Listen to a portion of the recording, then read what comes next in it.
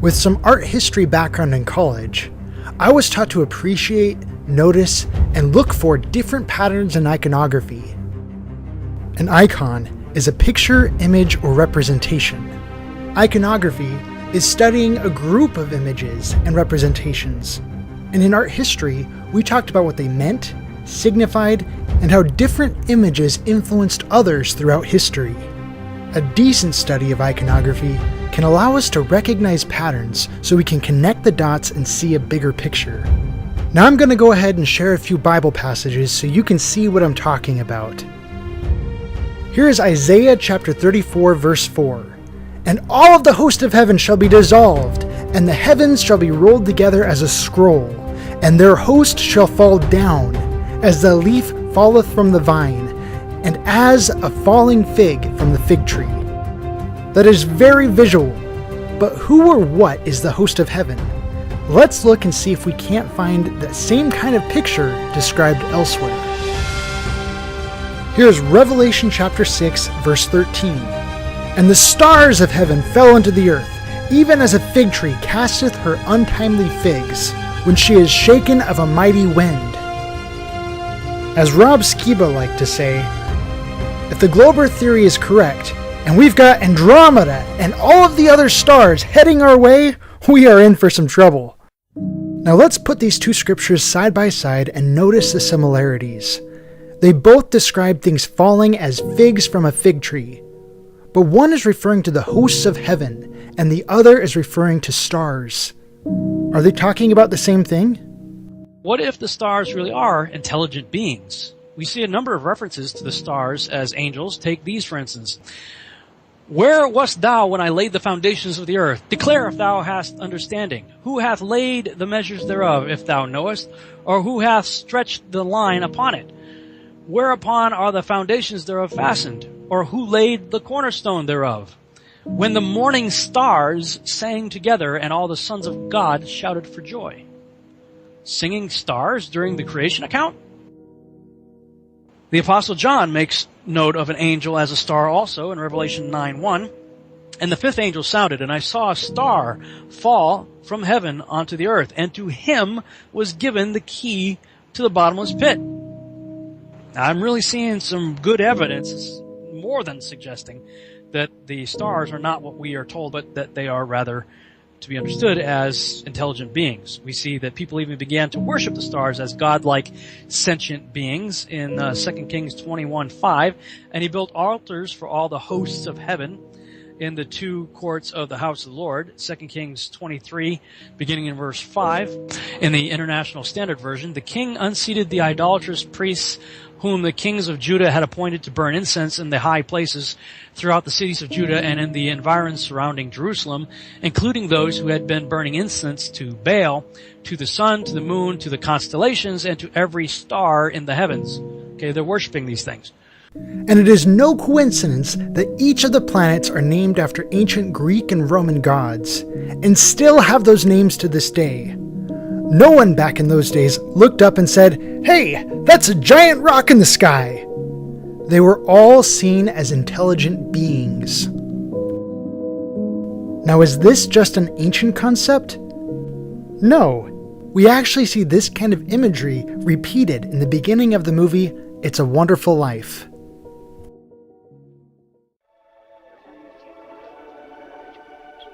Hello, Joseph. Trouble? Looks like we'll have to send someone down.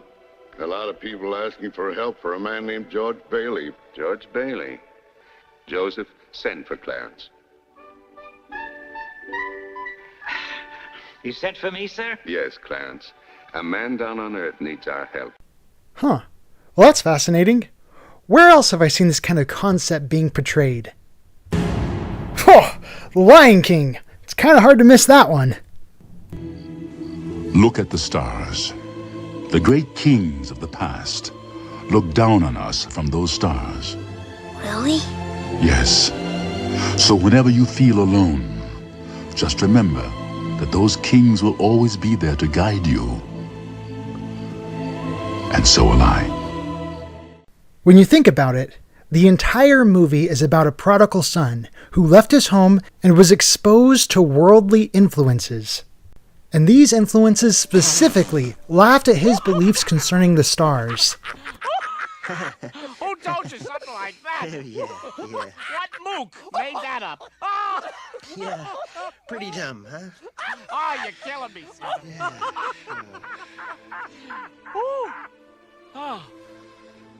And as further evidence that this is a prodigal son story, they even had him eating pig food. Well, kid? Oh well, Hakuna Matata.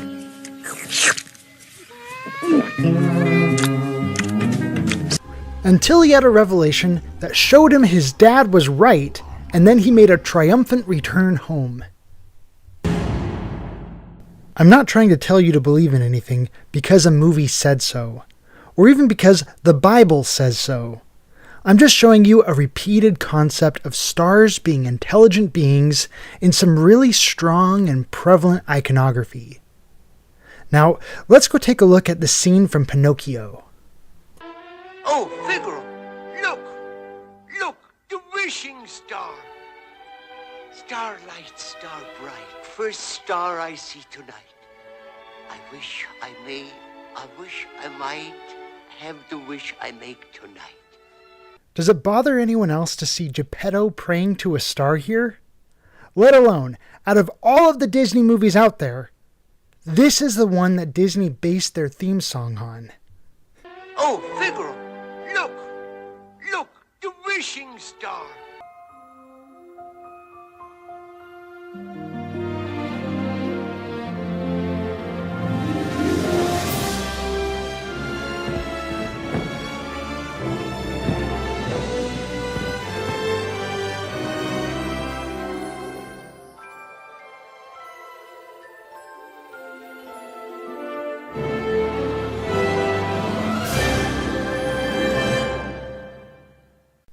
Those who have eyes to see, let them see. This guy is praying to a star. There is no mistake about it. A falling star! I call it! Get out! I have to make a wish! It's me again. I need someone to be my friend. Again! It's all over the place! Now let's go back to Pinocchio for a second.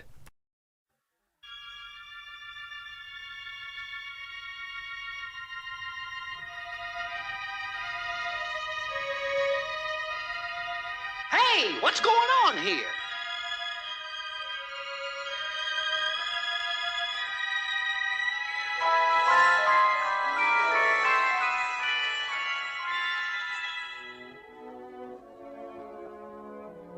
As I live and breathe, a fairy.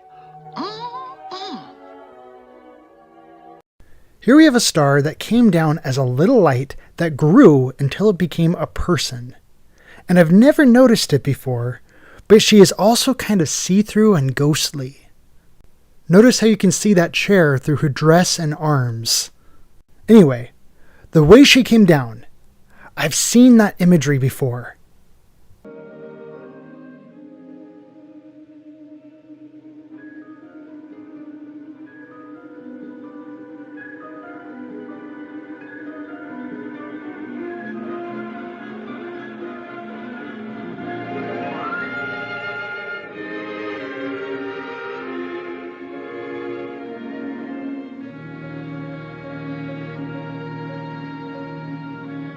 A little light appeared, which grew and grew until all of a sudden a person was standing there. It was as if the light was a condensed form for travel purposes or something. Again, I'm just pointing out similar iconography here. But have you ever read Joseph Smith's account about the angel Moroni appearing before him? He says, "I often felt condemned for my weakness and imperfections, when on the evening of the above-mentioned 21st of September, after I had retired to my bed for the night, I betook myself to prayer and supplication to Almighty God for forgiveness of my sins and follies, and also for a manifestation to me, that I might know of my state and standing before him. For I had full confidence in obtaining a divine manifestation, as I previously had one. While I was thus in the act of calling upon God, I discovered a light appearing in my room, which continued to increase until the room was lighter than at noonday, when immediately a personage appeared at my bedside, standing in the air, for his feet did not touch the floor. So a light appears which grows brighter and brighter, and then there's a person. That kind of fits our scenario here, though he didn't specifically state that the light first appeared as a ball or orb, leaving us to wonder on that one. But concerning this, have you ever heard of spirit orbs? Spirit orbs are sometimes known to show up in family photos. In this instance, these two are at a birthday party, and they are both convinced that this ball of light that showed up in their photo is the spirit of their deceased brother. Naysayers will say, oh, that's just dust on the lens. But at this party, they took many photos, and that was the only one it showed up in. So it wasn't just something on the lens. You can't watch many ghost hunter stories without watching them pull out a camera at random times to try and catch a picture of something that the naked eye can't see. If you want to say this is dust floating through the room, feel free, but I have never seen dust act that way before. Experiences with spirit orbs are not just limited to cameras alone, but many claim to have seen them with their naked eyes. And I have personally heard one person convictedly tell me that he had seen one playing the piano at odd hours of the night. It was just Grandma letting the family know that she was there. Dust doesn't do that. And this is where things get real for me. When I look at this picture of a spirit orb in a dark room, I can't help but think, wow, that looks so much like so many of the pictures of stars that I have seen. Naysayers will say, oh, well, that's just your camera out of focus. But you can clearly see the waves going through that thing. That is not out of focus. That is clear and defined. Though not every star is the same, when I have gone out to take pictures of the stars as zoomed in as I can, I have found similar results. Many have. It isn't hard to do.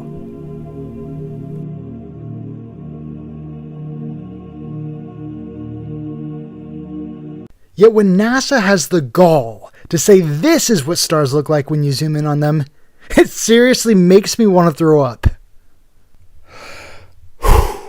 Anyway, spirit orbs that can be seen with the unaided eye. This particularly blue one directs my attention somewhere. The will-o'-the-wisps, as seen in the movie Brave. Ethereal and fleeting, mesmerizing and elusive, these floating blue flames have been a mainstay in European folklore since at least the 14th century. You may have heard of the name will-o'-the-wisp, but do you know what it is? I hope you caught how she referred to this light as ethereal. That's significant. I'll come back and talk about that in a moment. Stories of sentient blue flames floating and bouncing across marshes and bogs permeate cultures from Northern Europe to Australia. So what are they? Fairies, fireballs, ghosts, atmospheric phenomena? Here's the haunting history of the will-o'-the-wisp. I'm Dr. Emily Zarka, and this is Monstrum. The will-o'-the-wisp are most frequently described as small, moving blue flames that hover a few feet off the ground and do not flicker. Cold or cool to the touch, if you're brave or reckless enough to touch one. Ooh, she just said it was a light that was cold or cool to the touch. It kind of reminds me of another cold light that I've heard of. They can be found in marshlands, bogs, and swamps. Or within your very own home. In Sweden, will-o'-the-wisps are ghosts with lanterns fated to wander aimlessly for removing their neighbors' boundary markers. A ghost with a lantern. That's really iconic imagery right there. How many times have I seen that before? Anyone else recognize this from Zelda?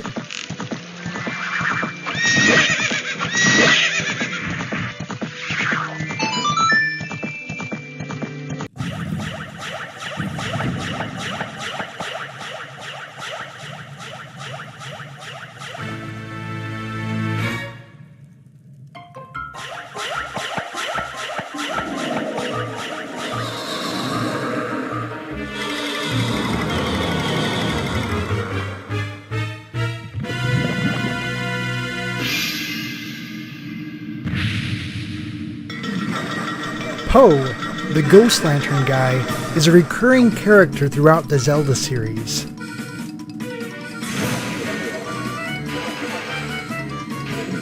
Variations include Will-with-the-Wisp, Willy-Wisp, and Will-o'-the-Wikes. Essentially, the name hints that the light comes from some trickster spirit holding a flame aloft. Further north, in Norwegian folklore, the Will-o'-the-Wisp is called Hobbardi's Lantern, Hobbene's Lantern, or even Hob and his Lantern. Hob may come from the Norwegian hoppa, meaning mare, or the Old Norse word hoppa, which translates to leap or hop, which might not be as obvious a name as a deceitful bundle of tinder until you know that the Will-o'-the-Wisp movement often resembles the cantering motion of a horse. Yet another moniker for the floating lights? Jack-o'-lantern or jack-o'-lantern. Yes, that's right. The carved pumpkins that adorn many a stoop or doorstep on Halloween actually borrow their name from this mysterious light.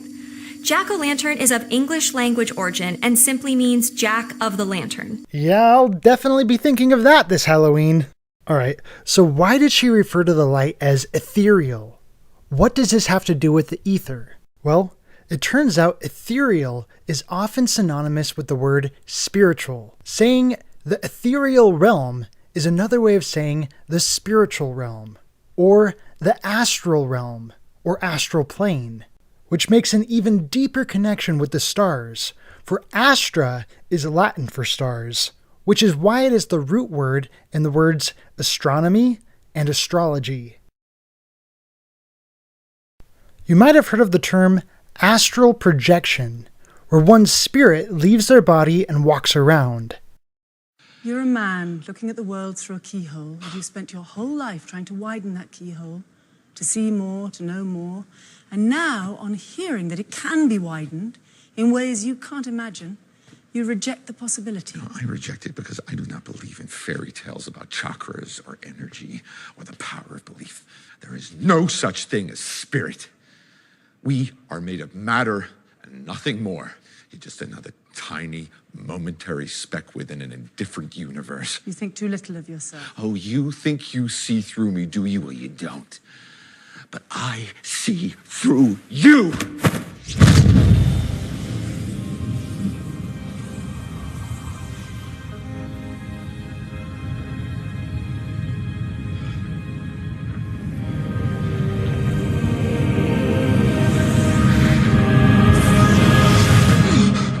To me. I pushed your astral form out of your physical form. What's in that tea? Psilocybin? LSD? It's just tea. With a little honey. What just happened? What does this have to do with stars? You tell me at this point. Stars are so much more than what NASA and the government education system want you to think.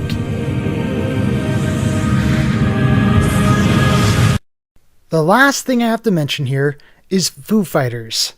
Not the band, but Foo Fighters is a term that was coined during World War II in describing these luminous balls of light that numerous fighter pilots would observe following alongside their planes. The Americans thought it was some kind of German technology, and the Germans thought it was some kind of American technology. But in the end, no one claimed it, and it just got written off as some kind of UFO.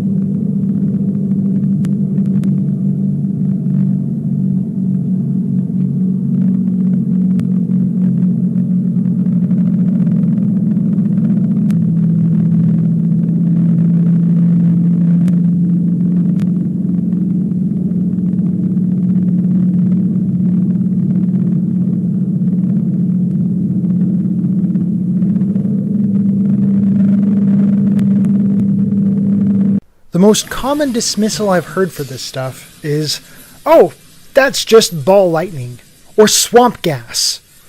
But that is just people literally trying to grab whatever else they can get a hold of to try and explain it away.